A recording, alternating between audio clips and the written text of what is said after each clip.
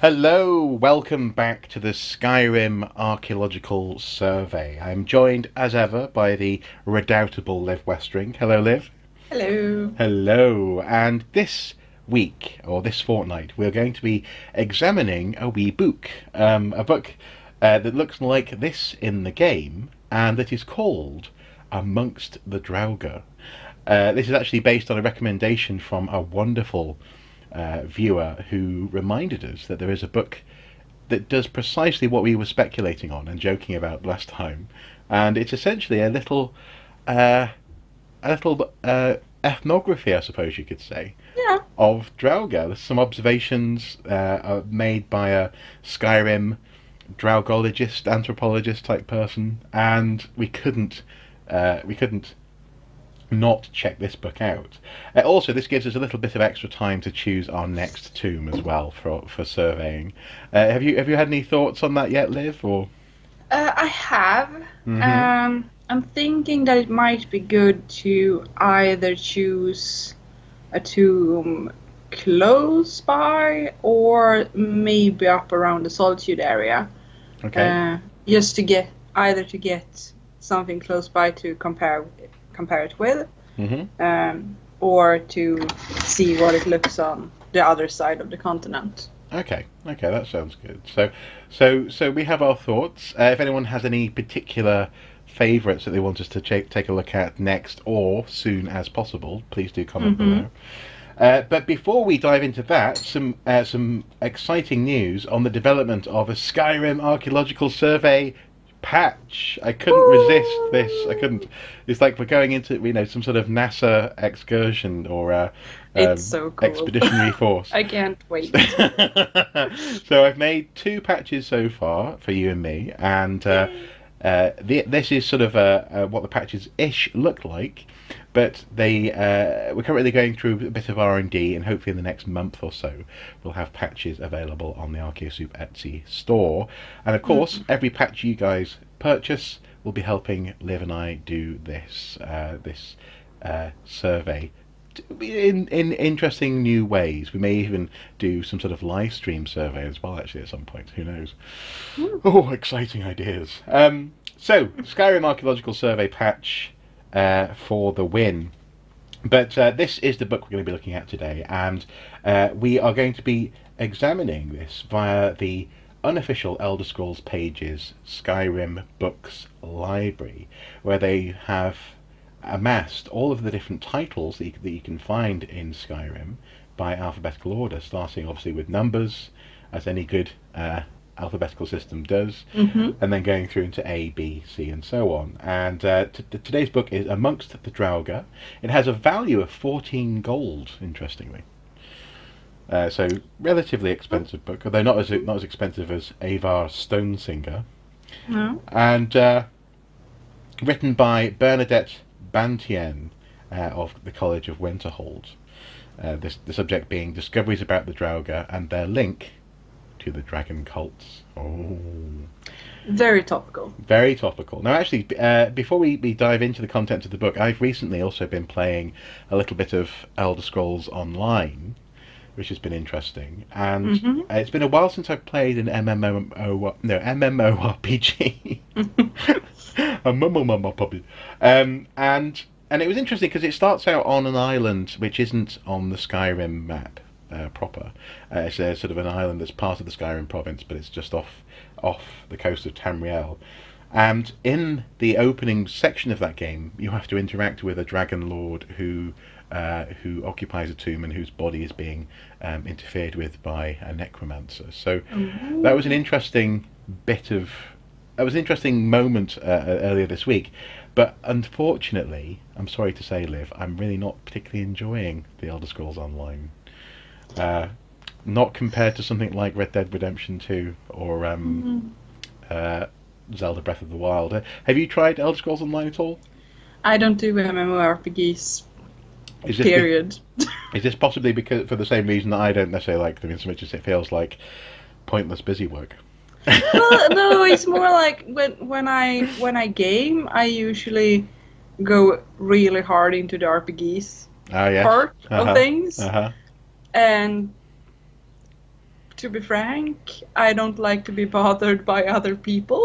Yeah, yeah. Well, there's something about the fact that when you're playing Elder Scrolls Online and trying to do a little bit of RPGing, getting into that role, you it's hard not to be distracted by the fact that someone comes along, they're talking to someone who isn't there yet for you, or they're interacting with an object that you just interacted with, and you're meant to be doing this uniquely in your story. You know, you're meant to be Yeah. the hero of this story, and yet someone else is there doing.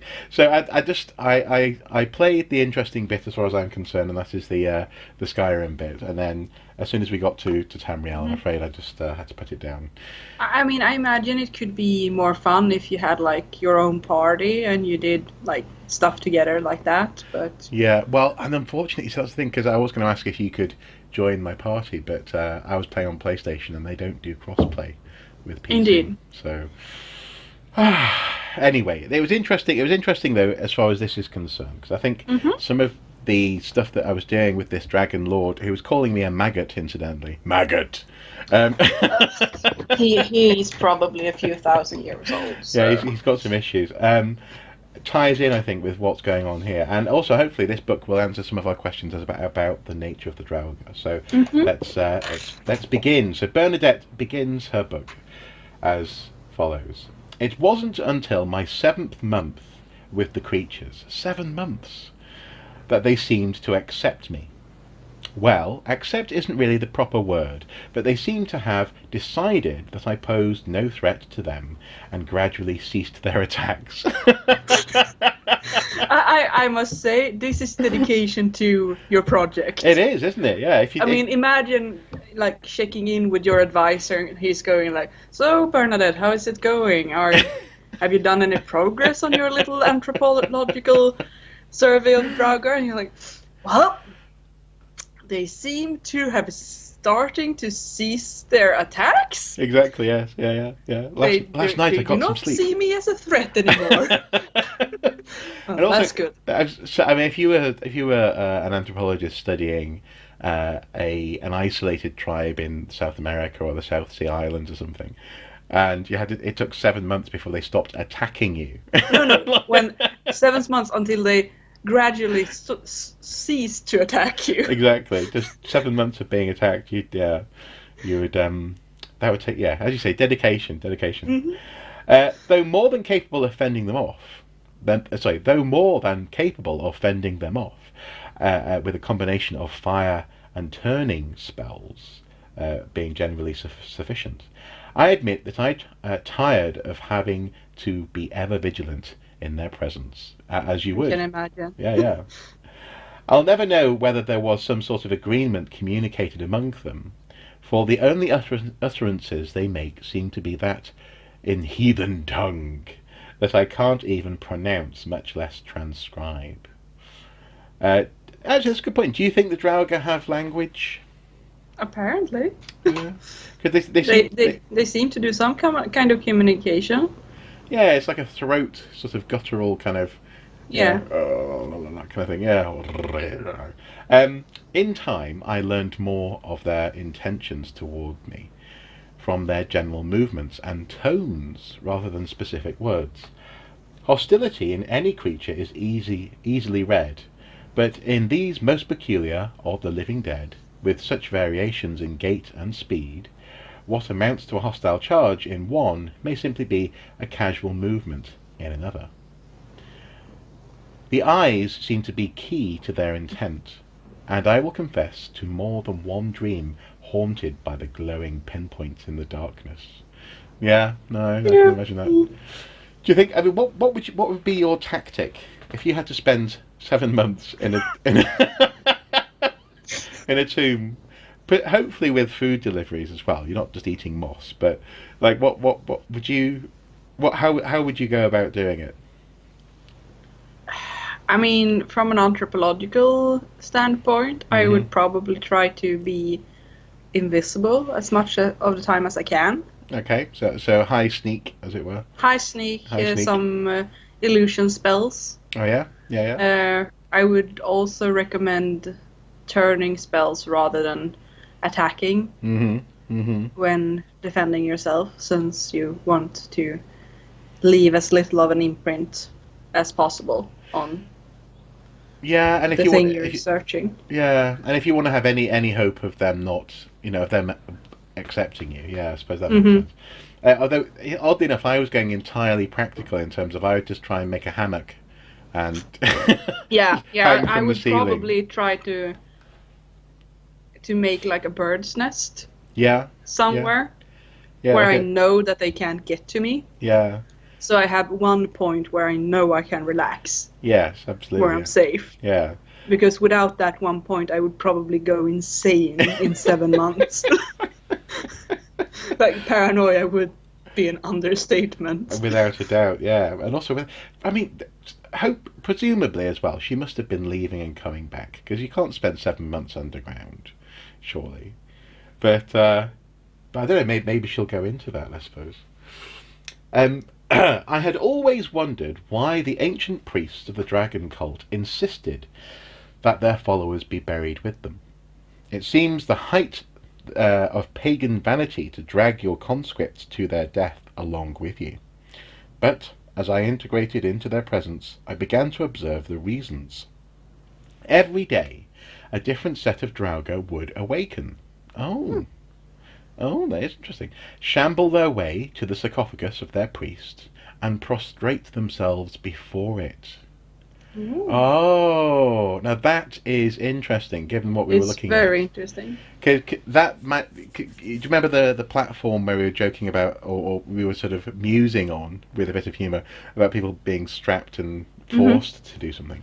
Maybe that is actually what is going on there. They're not saying that they're being strapped, but they are turning up to focus on the upright sarcophagi in that room. But then later Hmm. on, the focus being towards the I suppose the one or maybe the three sarcophagi in the penultimate room of the first Yeah. tomb could be precisely this, yeah.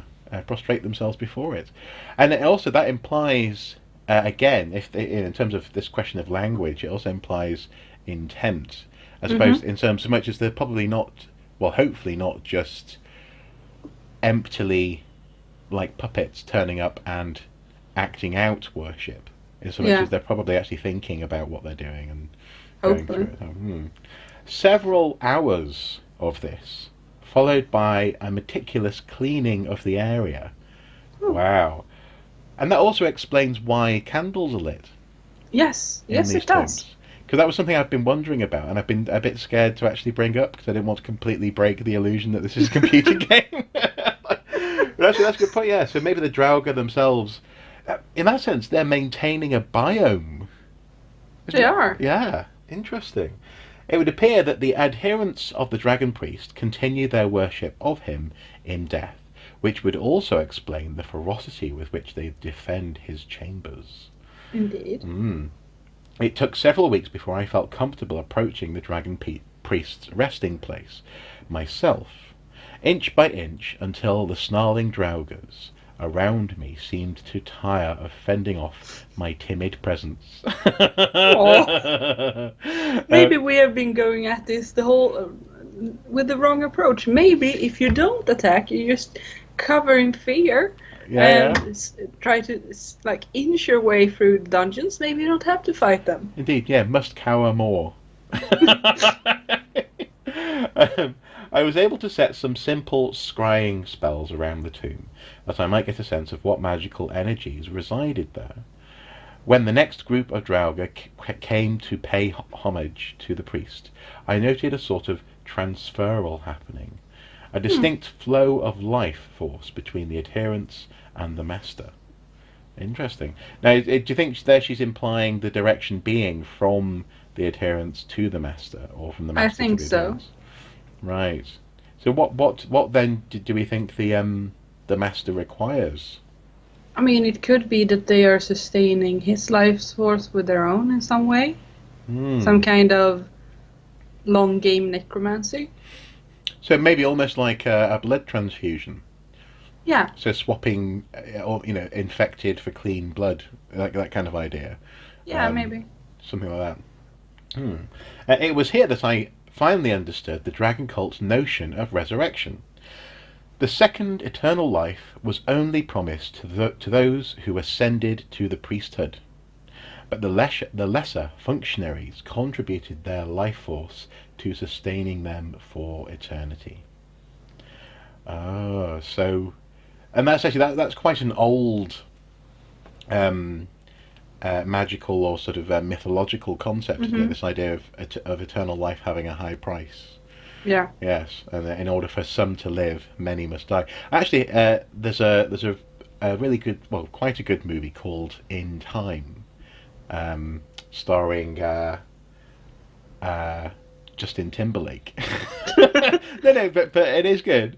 And in that movie, instead of money, they're all trading time, and they have a little sort of inbuilt LED readout on their wrists, and you can earn time by going to a job, and in that sense, in a very literal way, just as we sell our time to employers, they are buying or earning time by working.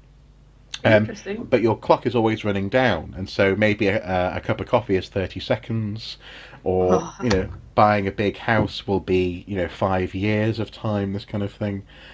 That's fucking horrifying. It is horrifying. It is. But the crucial thing though is that in that world, there are some people who are effectively immortal. Because they're able to control this economy. They're always able to skim off the top. Billionaires, precisely.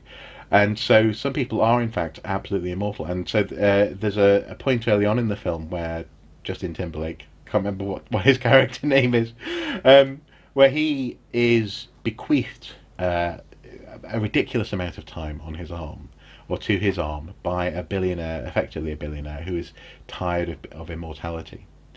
And he talks about how, in order for the few to live forever, many must die. And it's interesting. It just reminded me of this notion here. And presumably, people. Do you think there's an element here? I wonder if there's an element here that's also similar to ancient Egypt, whereby the effort put into making sure that certain people, especially the pharaoh, managed to reach a certain place in order to sort of negotiate with the gods on behalf of the living in Egypt. Do you think that the dragon priests' followers are entirely happy about this? That they understand that they're all just going to be sort of batteries for their leader forever, and Well, I would hope that they at least are under some sort of notion that they're doing it for the right reasons, and that's it. It's worth it, and that they're not being like forced to it. No.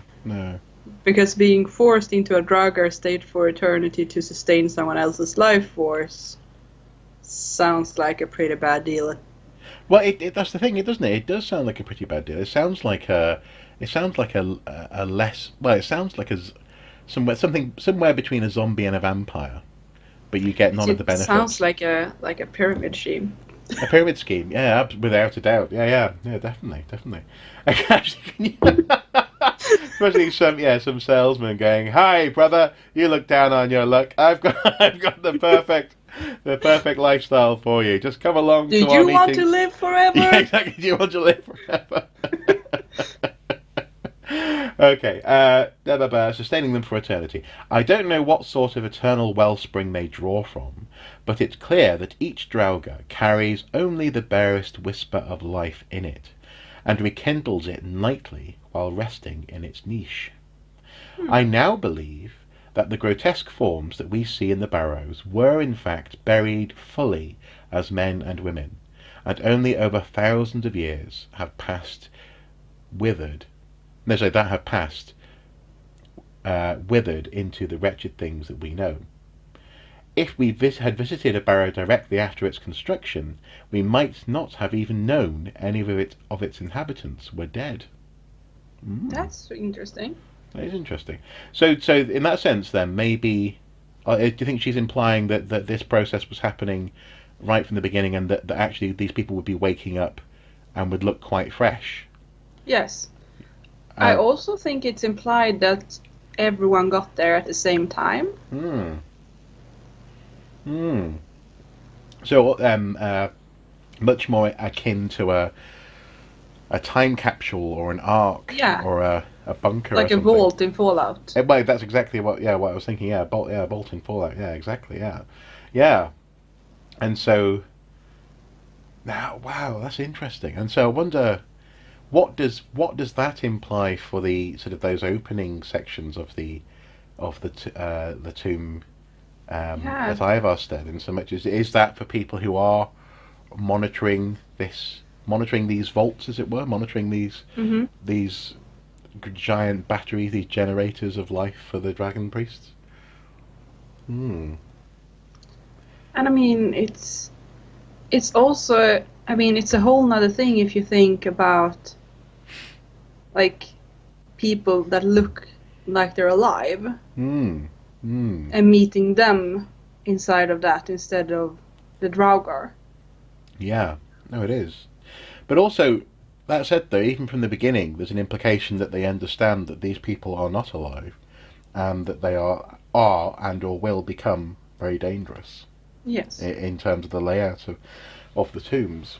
And I mean, it's possible that they already were. I mean, Nord culture has a rich history when it comes to warriors and to battle. hmm, hmm, So those that we see as the stronger or more dangerous Draugr now could have been like the top performing warriors of that cult.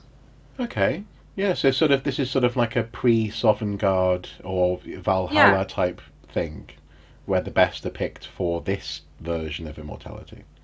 yeah, and also that they seem to have different jobs. Yeah, no, that's true. But and also it's interesting because if you recall the tidbit that I shared with you about how in game the Draugr are um, constructed procedurally. So the different Hmm. body parts, the combinations of man's head and woman's body are Yeah, entirely procedural. It's interesting how that that implies that changes can occur in these people's bodies over time as well, yeah, presumably. So you may, yeah, and therefore, I wonder if it's possible to change your role within Draugr hierarchy. Then, you see what I mean? So, hmm, so as you say, if they're performing roles when they go in, and there's this element of cleaning the spaces and all this sort of malarkey, I wonder if it's possible to go up and down in I don't know yeah. in your Or if they shift stay stagnant. if they stay stagnant. Yeah, interesting. These discoveries and extrapolations excite me, and my mind aches to return to the barrows. Is that implying that she's become a bit institutionalized? I can't deal with it outside. There's just too much air, and I there's mean, I imagine that it's just, a nerd being a nerd. yeah, quite possibly. She has found some very interesting and groundbreaking things. Well, she has, and also actually, she's outlined here a something that's somewhere between a culture, a behaviour, a uh, uh, a hive-like setup. Um, yeah, so okay, I can understand her being excited. I have only paused here at the college to transcribe these notes and gather further supplies for a more extended stay.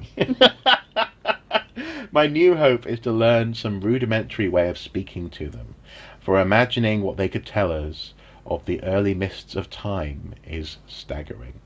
And I agree, that would be amazing. That would be amazing, yes. How often would you say that you um, wish you could talk to people in the past? Oh, every time I think about it. Yeah. I mean, imagine if you could, like, anything. I mean, the perspective of someone who was actually there will always be staggering hmm hmm compared to what is remembered throughout history. Yeah. No. Definitely, and I often think actually that the more mundane aspects of life that just simply haven't been preserved in any way would be astonishing to hear about as well. Yeah. It's especially so I know a classic example and also a classical example would be from the Roman world where the people writing don't really know or care about how farming is done or how Hmm. different everyday processes occur, and yet it'd be wonderful to be able to interview people. Although that said, I would not like to time travel. I've often reflected on how I'd be terrified of getting an illness or something, and I would imagine that I would actually like go against my incredible fear of needles and get every vaccine in the history of mankind before doing that. yeah, no, definitely. Well, yes, yeah, and then Do maybe you have a vaccine for the bubonic plague? yeah, bubonic, Great. yeah. Inject me. All of the injections. So I just quickly click on Bernadette Bantian here, and this is just goes to another list of the books by author. So sadly, we don't seem to know much about her as a person. But what I've found is that she's a Breton mage, and that she's a scholar of the College of Winterhold. Oh, okay.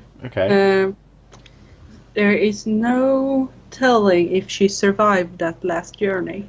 Ah, and is that sort of like a ... type thing? Or... Well, she's only written one book, so either she's very current and still out there. Yeah. That would be amazing. Even if you like went into a barrow and suddenly you heard someone go, "What the fuck? Get out of here! Indeed, you're disturbing my studies." I was just developing a Draugr sign language, and you completely ruined it. Oh, but I speak dragon. I think they speak dragon too. Yeah. Can I teach you? I'm sorry, I disturbed. Well, because actually, that's something that is worthwhile. That is worthwhile remembering is that the dragon priests, they shout at you in dragon language when you wake them up, and so even though the Draugr don't seem to be talking that language, as you say, they probably would understand an element of it. And it would at least have some cultural significance to them. Yeah, absolutely. I wonder even if they don't understand it, maybe they would assume that you are a priest, and thus... And then start worshipping you, Life could be worse. Well, actually, there you go. Star Trek question, or Star Trek style question. Where do you stand on the ethics of not so much being an anthropologist and bumping into people who start worshipping you, a la cargo cults or this kind of thing, but how would you feel if in like a Stargate type scenario, if people from essentially an ancient type of culture mistook you for a god? I would be uncomfortable. Okay, fair enough. But if it stopped them killing you, that would be okay. Yeah, I mean it could have its perks. Yeah, it could. Like them not killing you. It could also be highly problematic, as we have seen in many Star Trek episodes. That's true. Yes. As Picard, I do believe, once got very angry about it. He was, I will not pretend to be a god, just have set these people back by 100 years. So, yeah, you've got to have. Or ethics. the classical thing that you accidentally start like religious wars because someone else is coming down on another site, and they start to worship them, and then this group worships you, and then they start to fight, and you stand there going, "Oh no!" Yeah. But also, ironically, though, they would be entirely legitimate religious beliefs because they will have had someone just turn up and go, "Hi." So I just beam down here. I have miraculous cures for every illness you have ever met. Yep. And I can shoot fire out of something that I point at you. Exactly. Yes. Yeah. I mean, who wouldn't initially at least be highly impressed, to say the least. Indeed. So I wonder if you were to turn up and start speaking dragon at but again, see that there's also an element here, isn't there, of them being withered, because you can speak dragon, you can shout at them, or do a shout, as it were, not just shout at them. You can do a dragon shout, and they won't respond to you. They won't take those words as commands. They respond to the physical impact of those words, obviously by falling over. Well, maybe you're just shit at speaking dragon. That could be it. Yeah. I mean, the whole thing about the shout is that you have like one specific word. Yeah. That you can hone the power of. Yeah. that will have that effect. It's not. I mean, you're basically screaming like "fly, fly, fly" at them. Poop, poop, poop, and they'll just be It's like, not what? like you're asking them Yeah, how they're exactly. doing. Poop. I wonder. Yeah, that was the interesting dragon shout, wasn't it? Just go into a bar maybe in Whiterun, just go poop, and everyone just evacuates themselves. Sorry, I've gone straight to the It's fine, it's scatological. fine. Despicable.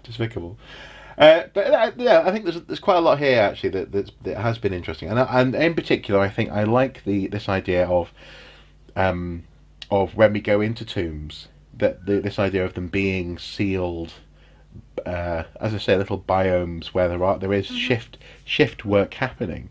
Do you think maybe we should then, in terms of mindset, be thinking of these as if we are visiting something like a beehive or an anthill or something? Maybe. I also think that it puts a whole nother perspective of going in there. Actively. Oh, sorry. And put. What was that? Sorry, the signal went a bit funny. Yeah, you're essentially going in and snuffing out a religious practice that has actively been going on for thousands of years. That's a good point. Yeah, you're snuffing out the yeah. Goodness me, that's. I mean, of course, in-game Draugr respawn after 30 days, but maybe they do that in canon as well. That you really can't kill them. Possibly not. Yeah, maybe you can't actually permanently interrupt their routine.